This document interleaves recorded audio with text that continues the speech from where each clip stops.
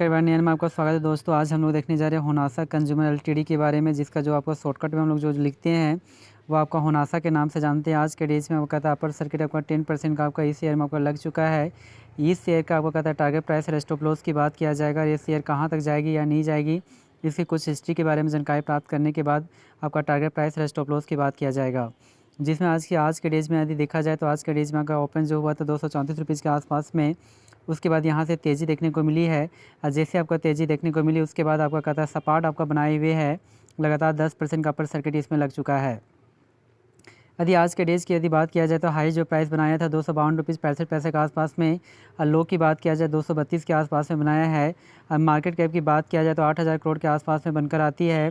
और P ratio की बात किया जाए तो 100 रुपीज़ के आसपास में बनकर आती है। मार्केट कैप यहाँ पे थोड़ा सा कम है, लेकिन यहाँ पे कहता है पी रेशियो भी बहुत ज़्यादा है।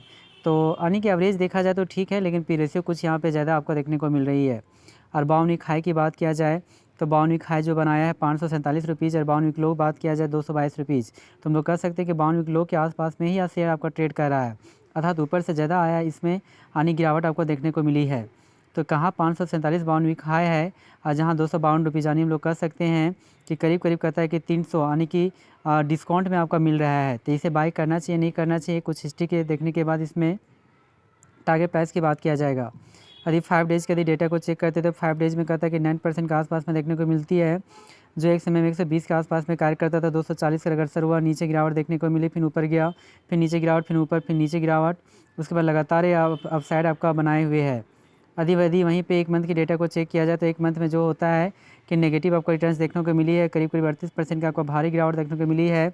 एक समय में यह शेयर 400 के प्राइस पे था, यहाँ से जो गिरावट आपको देखने को मिली उसके बाद यहाँ से काफ़ी तेज़ी आपको गिरावट आपको देखने को मिली है। थोड़ा सा यहाँ पे रिकवरी देखने को मिल रही है।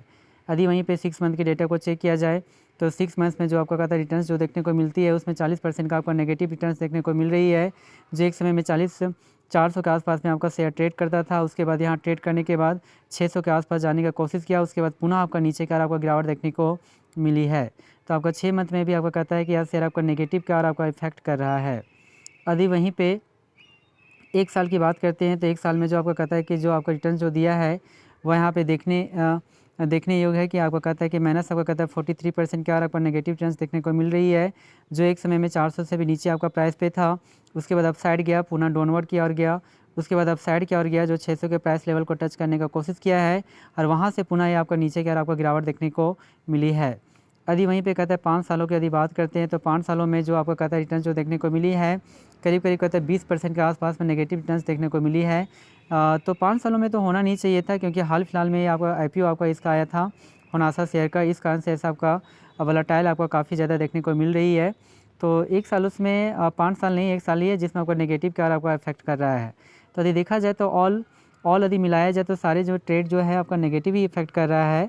यदि हम लोग टारगेट प्राइस भी देंगे तो टारगेट प्राइस से आपका ज़्यादा स्टॉप लॉस की यहाँ पे ज़्यादा बात किया जाएगा, और दोनों में प्रॉब्लम क्रिएट हो सकता है कि स्टॉप लॉस और टारगेट प्राइस का भी। लेकिन हमारी जो टारगेट जो प्राइस आपका जो बनकर आती है फ़िलहाल के लिए आपका 300 आपका बनकर आती है। यदि कुछ टाइम के लिए यदि वेट किया जाए और होल्ड किया जाए तो आप 300 के लिए आप इसे टारगेट प्राइस करके अपने शेयर में रख सकते हैं, अपने पोर्टफोलियो में रख सकते हैं।